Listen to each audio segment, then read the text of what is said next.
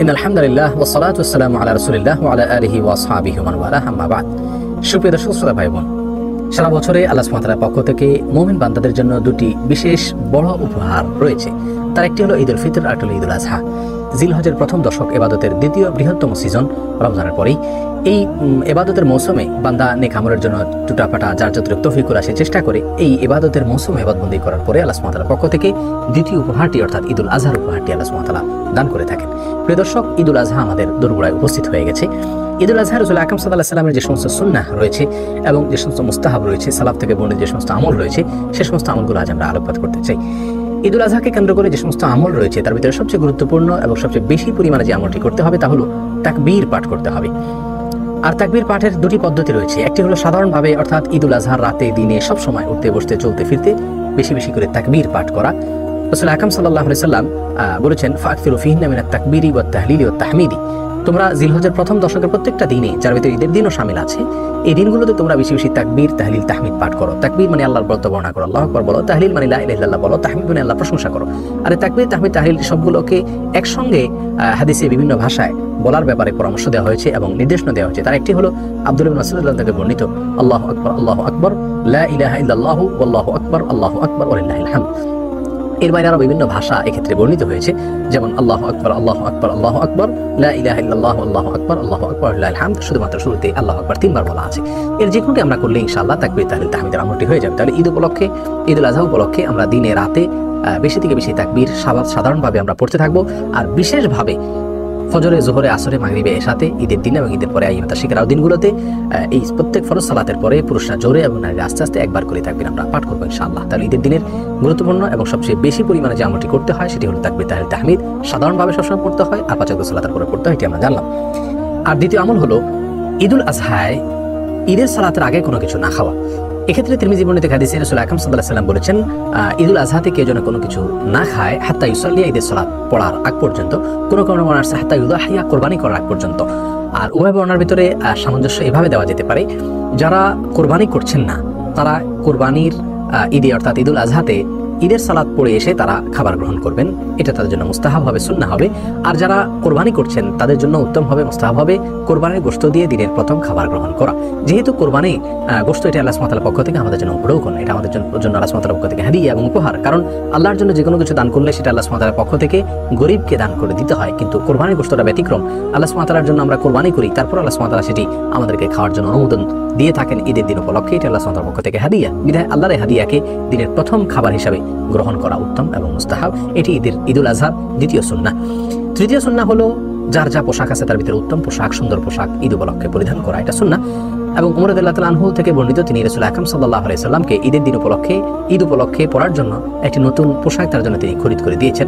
রাসূল আকরাম সাল্লাল্লাহু আলাইহি ওয়াসাল্লাম ওই পোশাকটিতে বিশেষ সমস্যার কারণে তিনি ওইটাকে অস্বীকার করলেও ঈদের দিনে এই ঈদ বা ঈদকে কেন্দ্র করে নতুন পোশাক বা ভালো পোশাক পরিধান করার যে কালচার তখন ছিল এবং উমর রাদিয়াল্লাহু তাআলা যেটি করেছেন সেটিকে রাসূল আকরাম অস্বীকার করেননি। অতএব এখান থেকে প্রমাণ হয় যে ঈদের দিন উপলক্ষে উত্তম পোশাক পরিধান করা এটা উত্তম এবং ভালো কাজ। 4 নম্বর আমল হলো ঈদের দিন উপলক্ষে গোসল করা।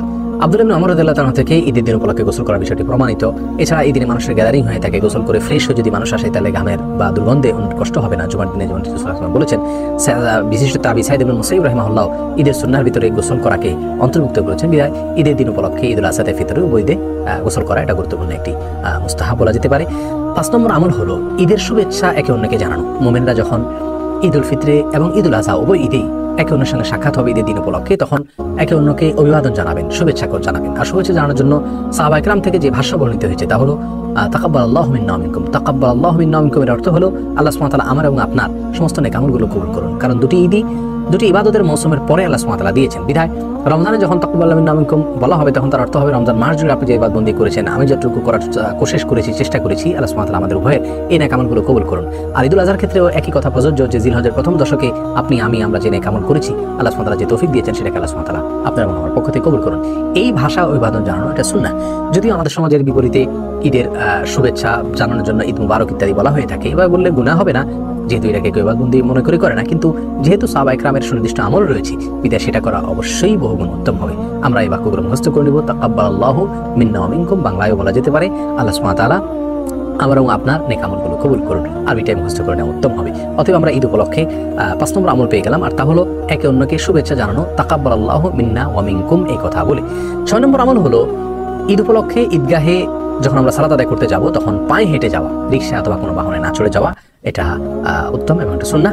7 নম্বর আমল হলো ঈদগাহে যাওয়ার সময় এক রাস্তায় যাওয়া, অন্য রাস্তায় আসা। যদি একাধিক রাস্তা না থাকে তাহলে এক পাশে যাওয়া আরেক পাশে আসা, এটা রাসূল আকরাম সাল্লাল্লাহু আলাইহি ওয়াসাল্লামের গুরুত্বপূর্ণ একটি সুন্নাহ। ঈদ উপলক্ষে তিনি এটা করতেন বিধায় 7 নম্বর আমল হলো যে রাস্তায় যাওয়া ঈদগাহে বিকল্প রাস্তায় আসা। 8 নম্বর আমল হলো ঈদের সালাত মসজিদে না করে উন্মুক্ত কোনো জায়গায়, মাঠে, ময়দানে ইত্যাদিতে করা।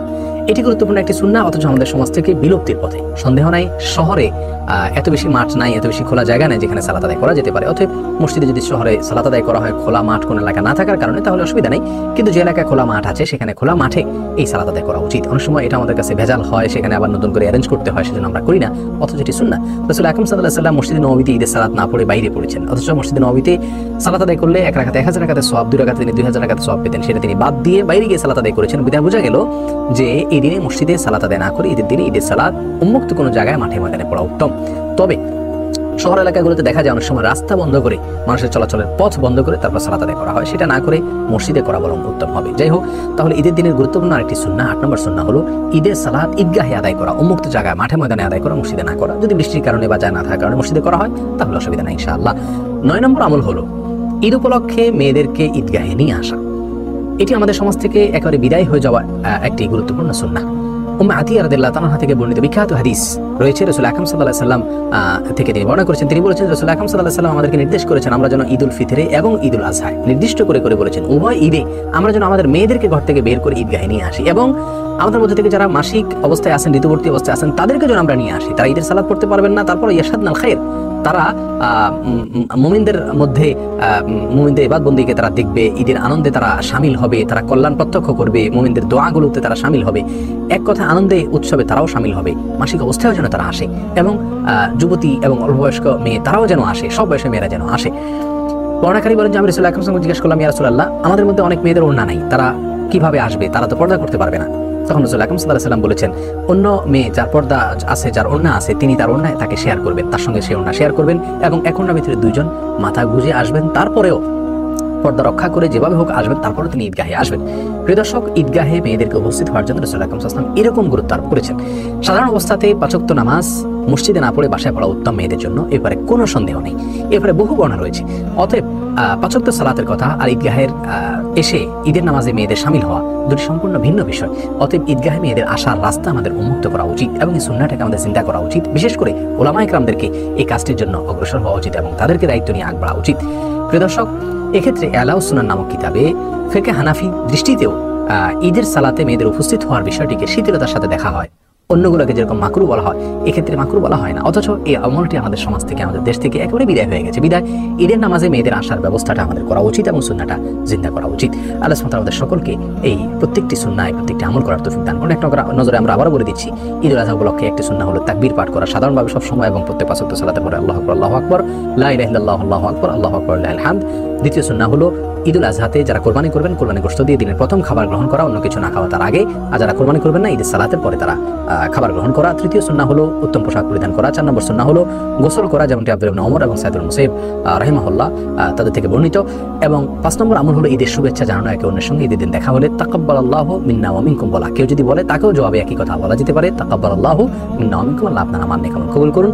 এবং 6 নম্বর আমল হলো ঈদগাহে পায়ে হেঁটে যাওয়া, কোনো কিছুতে আরোহণ করে না যাওয়া। 7 নম্বর আমল হলো এক পথে যাওয়া অন্য পথে আসা। 8 নম্বর আমল হলো ঈদের সালাত মসজিদে না পড়ে ঈদগাহে পড়া, উন্মুক্ত জায়গায় পড়া, মাঠে ময়দানে পড়া। এবং 9 নম্বর আমল হলো মেয়েদেরকে ঈদের সালাতে আসার ব্যবস্থা করা, তাদেরকে ঈদের সালাতে নিয়ে আসা, ঈদের ময়দানে তাদেরকে নিয়ে আসা। এই আমলগুলো মোটামুটি ঈদুল আজহার সুন্নাহ এবং এই সুন্নাহগুলো আমরা পালন করার চেষ্টা করবো। প্রিয় দর্শক, সেই সাথে ঈদুল আজহা উপলক্ষে 4টি বিষয় আমাদেরকে সতর্ক থাকতে হবে, সেগুলোর জন্য আমাদের দ্বারা কোনো অবস্থাতেই না হয়। তার ভিতরে প্রথম বিষয়টি হলো আমরা অনেকেই মনে করি ঈদের দিনে কবর জিয়ারত করা সুন্নাহ। এই ধারণা থেকে আমাদেরকে বেরিয়ে আসতে হবে। হ্যাঁ, আপনার ঈদের দিনে আপনার বাবা মার কথা, আত্মীয় স্বজনের কথা, আপনার কোনো মুরব্বির কথা, বন্ধুবান্ধবের কথা মনে হলো তিনি মরে গেছেন বা তিনি মৃত্যুবরণ করেছেন, তাকে আপনি স্মরণ করেছেন বা তার কথা আপনার স্মরণ হয়েছে, আপনার খারাপ লেগেছে তাই তার কবর জিয়ারত করেছেন, এটা ভিন্ন কথা। কিন্তু এই দিনে অনেকেই দল বেঁধে এবং নিয়ম করে কবরস্থানে যান কবর জিয়ারত করার জন্য। জেনে রাখা উচিত ঈদের দিনে কবর জিয়ারতের জন্য বিশেষ কোনো নির্দেশনা নাই। বিধায় এটাকে সুন্নাহ বা গুরুত্বপূর্ণ আমল, মুস্তাহাব বা এরকম কিছু মনে করলে সেটা অনুচিত হবে, ভুল হবে। দ্বিতীয় যে বিষয় আমাদেরকে সতর্ক থাকতে হবে তা হলো আমরা অনেকেই ঈদের সালাতের পরে মুনাকা করি, কাঁধে কাঁধ মিলাই। এই যে কাঁধে কাঁধ মিলানো, গলা মিলানো বা মুআনাকা করা, এটা ঈদের কোনো সুন্নাহ নয়। যদি আপনি অভিবাদন জানিয়ে অনেকদিন পরে কারোর সঙ্গে সাক্ষাৎ হয়েছে সেই সময় মুআনাকা করেন তাহলে ভিন্ন কথা, কিন্তু এটাকে ঈদের সুন্নাহ মনে করা এটা অনুচিত, এটা ভুল ধারণা। 3 নম্বর যে বিষয়ে সাবধান করবো তা হলো ঈদের দিনে সিয়াম পালন করা বা রোজা রাখা হারাম, জায়েজ নাই, কোনো অবস্থাতে এটা করা যাবে না। এই দিনে আনন্দ প্রকাশ করতে হবে, সেই জন্য খানা গ্রহণ করতে হবে, খাদ্য গ্রহণ করতে হবে এবং সিয়াম পালন করা, রোজা রাখা যাবে না। আর 4 নম্বরে যে বিষয়ে আমাদেরকে সতর্ক থাকতে হবে তা হলো ঈদের দিনে আমাদের সমাজে অনেক মানুষকে দেখা যায় হাই ভলিউমে তারা গান বাজনা ইত্যাদি শুনে থাকেন, বাজিয়ে থাকেন। আবার অনেকে দেখা যায় যে তারা নারী পুরুষ একসাথে ঢলাঢলি করে মেশামেশি করে তারা বের হয়ে থাকেন রাস্তাঘাটে। নারীরা অশ্লীল এবং খোলামেলা পোশাকে তারা বের হন এবং একে অন্যে নিজেরা আড্ডাবাজি করতে থাকেন হারামভাবে। নারী পুরুষ একসাথে পর্দার বিধানকে লঙ্ঘন করে এবং অশ্লীলতা করে তারা ঈদের দিন বের হয়ে থাকেন। প্রিয় দর্শক, ঈদ আল্লাহ সুবহানাহু ওয়া তাআলার পক্ষ থেকে উপহার, আল্লাহ সুবহানাহু ওয়া তাআলার পক্ষ থেকে বিশেষ নিয়ামত। আর এই দিনে আল্লাহ সুবহানাহু ওয়া তাআলার বিশেষভাবে আল্লাহর অবাধ্য হওয়া এবং বিশেষভাবে আল্লাহর নাফরমানি করা এটা কোনো অবস্থাতে একজন মুমিনের চরিত্র হতে পারে না। বিধায় ঈদের দিনে গান বাদ্য ইত্যাদি বাজানো, অশ্লীল পোশাক পরে বের হওয়া, নারী পুরুষ একসাথে ঢলাঢলি করা, মেশামেশি করা, মেলামেশি করা এবং পর্দার বিধানকে লঙ্ঘন করা, যেটা অন্য সময় আমরা অনেকে করি না অথচ ঈদের দিন করে থাকি, এটা থেকে আমাদেরকে বেরিয়ে আসতে হবে। এই অসুস্থ কালচার থেকে, এই অসুস্থ চেতনা থেকে, অসুস্থ সংস্কৃতি থেকে, এই বদভ্যাস থেকে আমাদেরকে বেরিয়ে আসতে হবে এবং আল্লাহর জন্য আমাদের প্রত্যেককে আমাদের ঈদগুলোকে পবিত্রতার সাথে আমাদের পালন করতে হবে। বিধায় এ বিষয়ে আমরা সতর্ক থাকি। প্রিয় দর্শক, ঈদের যে সুন্নাহগুলো রয়েছে, মুস্তাহাবগুলো রয়েছে, আসুন সেগুলোকে আমরা পালন করার চেষ্টা করি। সেই সাথে যে 4টি বিষয় আমরা সতর্ক থাকতে হবে সে বিষয়ে আমরা সতর্ক থাকার চেষ্টা করি। এই 4টি ভুল এবং অন্যায় যেন আমাদের দ্বারা না হয়। আল্লাহ সুবহানাহু ওয়া তাআলা আমাদের সকলকে সেই তৌফিক দান